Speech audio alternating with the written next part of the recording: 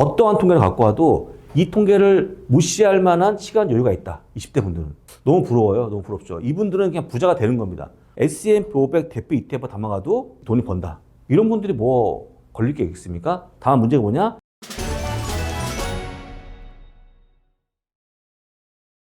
당신의 포트를 올리겠습니다. 포트 올려입니다. 저희 포트 올려는요, 포트폴리오를 점검하는 시간으로 벌써 두 번째 시간을 갖고 있습니다. 저는 US닥의 장무성입니다. 반갑습니다. 뜨거운 시장의 이슈가 되고 있죠. 사실 Q&A는 아무나 못하거든요.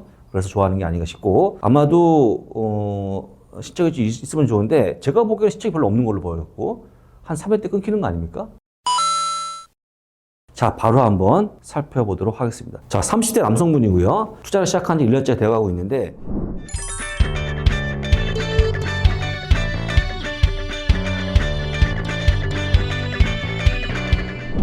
투자 계기가 중요하죠. 미주미의 장우석 위원님 유튜브 방송을 보고 투자했다라고 하시는데 누가 낫겠냐. 근데 저는 솔직히 제가 낫다고 보죠. 왜냐면 저는 일단은 제가 아마 업력이 제일 오래됐고, 또 한 가지는 제가 미주미 주도주를 운영하고 있기 때문에 거기서 나와 있는 그 매매에 대한 기준이 거의 적용되거든요. 돌려보세요. 누가 더 성과가 좋았는지. 뻔한 거 접니다, 저. 그래서 뭐 그거는 뭐 알지 않을까 싶고 이만큼 넘어가야 되는데, 왜냐면 이 얘기하는 중간에 지금 이 얘기를 듣고 있는 분 또 한 분이 계십니다. 저 더 얘기하면 맞을 것 같습니다. 그 위원님 방송과 저의 방송을 보고 투자하시면 약간 색깔이 달라지겠죠? 위원님은 절대 종목을 매수하러 강하게 얘기하지 않습니다. 저는 이왕이면 조금 더 많이 사라고 얘기하죠. 근데 여기서 중요한 게 뭐냐면 어떤 분들은 그 종목 수가 50개 넘어가는 분도 있어요. 그렇게 사지 마시고 종목 수가 20개에서 넘어가게 되면 그건 S&P 500을 담으시는 게 훨씬 좋은 겁니다. 20개 이상 넘어가면요, 관리가 안 돼요. 관리가 안 돼갖고 그냥 지수를 운영하는 듯한 느낌이 드는데, 이렇게 하지 마시고 조금 더 줄여갖고 한 20개까지만 한번 보유해봐라. 조언드리고요. 또 한 가지 주의점. 매운맛 혹은 조그마한 종목들은 절대 포트에 많이 남는 게 아닙니다. 담아봤자 5%? 근데 보면 막 엄청 담아갖고 고생하고 계시는데 3, 4번 종목 이익이 증가하거나 증가하고 있는 기업들은요, 적어도 5%만 지키라고 좀 조언드리니까 그것만 지키시면 큰 문제가 없어 보이네요. 자, 특징인데요. KB증권으로 거래하고 카카오증권으로 시세하게 한다는 거, 뭐 참고 좋습니다.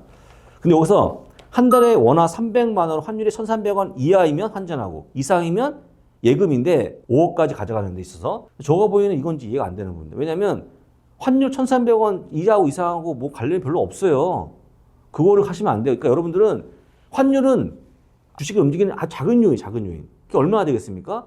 주식이 워낙 출렁임이 심한데 불가 시간에 주식 공부를 하고 조언드리니까 하지 마시고 그냥 주식 가져가라 조언드리니까 굳이 예금 가져갈 필요 없습니다. 추후에 수익금으로 땅과 건물을 짓는 비용하고 남은 돈은 배당 전환. 이건 좋아 보이죠. 그러니까 다시 돈을 많이 번 다음에 땅과 건물을 짓고 비용 투자하고 따고배짱 전부 쓴 다음에 나머지 배당주. 좋아 보여요. 은퇴를 생각해서. 특히 배당주 되게 좋아 보이거든요. 은퇴 때. 사실은 은퇴 때 달러를 버는 방법은 거의 배당주가 유일한 거니까 전략 좋아 보입니다.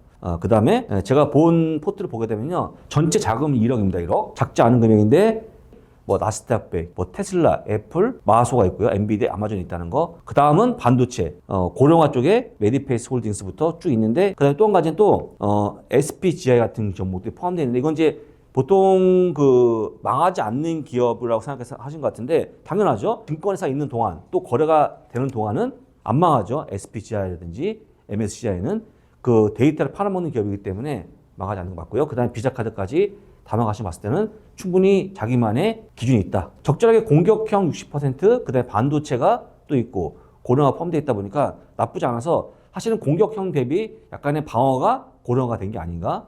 한번 제가 본 느낌인데요. 이분은 다른 분과 틀리게 명확한 자기만의 딱 기준이 있어요. 기준. 저거 내가 보고 있는 사용한 부분을 갖고 투자한 것. 또 한 가지, 반도체에 대한 강력한 자기 의지가 담겨 있는 것. 또 한 가지, 고령화에 대한 본인의 의지가 담겨 있기 때문에 굉장히 좋아 보입니다. 사실은 여기에 좀 빠지는 게 뭐냐면 금융을 포함한 아주 방어적 섹터의 종목이 별로 안 보입니다. 물론 여기도 유나이트 헬스그룹 같은 거 헬스케어 ETF가 있습니다만 부족하죠. 부족하기 때문에 그게 없다는 게 좀 약간 마음에 걸리고요. 본인이 이해한 건데 이해한 다음에 시책이 좋아지고 있는지 그 검증이 빠져 있어요. 이것도 검증이 빠져 있어갖고 그냥 다소 본인의 소신이 포함되어 있지만 한번 시점을 검증하는 절차가 좀 빠져 있다. 그게 약간 아쉬운 점을 보시면 좋을 것 같고, 중복이 너무 많아요. 예를 들면 반도체 ETF, 나스닥 100, 엔비디아 같은 반도체 종목이 다 겹쳐갖고요. 거의 30% 이상이 겹쳐 있는 게 아닐까. 결론은 뭐냐면 그냥 반도체가 정답이라고 생각하시는 것 같아요, 이분은. 그러면 만약에 있잖아요. 엔비디아 주가 빠지면서 조금씩 조정이 나오게 되면 이 포트폴리오는 방어가 안 된다. 이거는 제가 운영하고 있는 미주미 주도주 포트폴리오입니다. 현재 보게 되면요. 지수가 1년 동안 28% 올라왔고 그 다음에 제가 운영하는 ETF는 58% 올라왔거든요. 여기에 가치가 없냐? 다 있어요. 있습니다. 어떻게 가는 거냐면 이렇게 아주 4번 타자만 갖고 있어도 홈런을 쳐갖고 야구에서 이기지만 때로는 도루가 필요하고 수비가 필요할 때 1번, 9번 타자가 없는 게 가장 치명적인데 아까 얘기했지만 제 주도주 포트폴리오는 시장 대비 2배 이상 올라가지 않았습니까? 만약에 조언 드리면 여기다가 스파이 VETF에 있는 종목을 보시면 좋은데 벅시 SA, GF원체스, 엑스모빌, 존슨앤존슨, 유나이티드 헬스그룹, 쉐보렌 포함되어 있다는 거 설명드리면서 여기서 골라가시면 좋을 것 같다. 여러분들 보통 얘기하면 갑자기 가치주 포함하라고 그러면 갑자기 떠하거든요. 근데 여기서 스파이 ETF 보시면 가치주가 포함되어 있고 거기서 개별적으로 뽑아갖고 담으시면 문제 없어 보인다고 설명드립니다. 고령화되면 수익률이 떨어지겠죠. 왜냐하면 고령화되면 이번에 나왔지만 팬데믹 때 이후에 엔데믹 때문에 고령화 시니어분이 너무 많이 병원을 찾아오신 거예요. 그러니까 보험료가 많이 청구되겠죠. 그러면 이런 기업은 맛이 갑니다.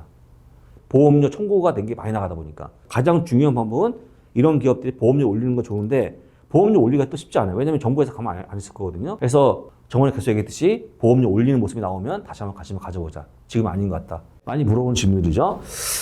저한테 물어봤자 아니면 이 사람한테 물어봤자 다 물어봤자 똑같이 얘기할 게 뭐냐면요. 기술 및 성장의 30%, 그 다음에 가치 및 방어의 30%, 그 다음에 30%는 본인이 좋아하는 거 담으시면 좋을 것 같고요. 나머지 10%는 그냥 자기 현금 두면 좋을 것 같은데 근데 여기서는 이건 너무 그냥 교과적인 거고 이 담는 종목, 성장 및 기술 자체의 30%가 뭐냐면 아까 계속 얘기했듯이 실적이 좋아지는 기업, 그냥 아니고 한국 실적이 좋아지는 기업 담으시는 습관을 시키시면 웬만하면 안 빠집니다. 잃지 않습니다.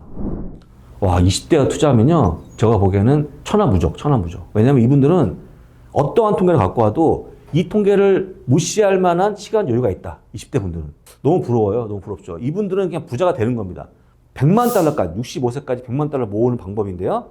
물론 돈을 얼마나 버는 거냐 보게 되면 이자는 연평균 7% 잡았습니다. 봤더니요.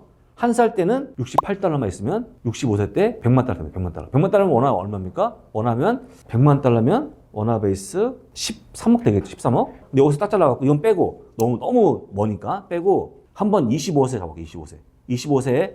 25세면 매월 381달러거든요. 60만 원. 60만 원을 만약에 65세까지 이렇게 되면 40년 되는 거 40년. 원금이 얼마 나오냐? 월급이 한 2억 한 3, 4천 나오죠. 원금은 2억 3천인데 결국 얼마가 되냐? 100만 달러 되는 100만 달러. 아까 했지만 13억 되는 거니까요. 거의 원금의 한 4, 50배 되는 거거든요. 이렇게 하게 되면. 근데 7%가 뭐냐면요. S&P 500에 대한 연평균 수익률이 조금 못한 겁니다. 낮춘 거예요. 아까 얘기했듯이 20대 투자하게 되면 S&P 500 대표 ETF 담아가도 돈이 번다. 이런 분들이 뭐 걸릴 게 있습니까? 다음 문제가 뭐냐? 가장 빨리 시작하는 게 돈을 더 빨리 버는 방법이기 때문에 빨리 하러 조언되는 거 외에는 조언될 게 없다고 설명드립니다. 참고로 제 나이 때는요. 65세까지 연타한다 생각하고 똑같이 13만 원 벌려고 그러면 매월 600만 원 돼요. 600만 원. 600만 원 어떻게 됩니까? 600만 원 받지도 못하는데 그래서 말이 안 되는 거죠. 그래서 25세 이런 이점을 살림시면 좋을 것 같다라고 또 강조합니다. 부러워요. 축하드립니다. 미래의 부자가 되겠죠.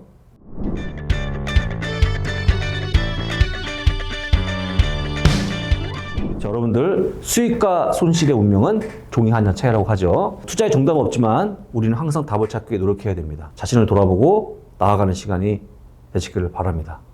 고맙습니다. 화이팅!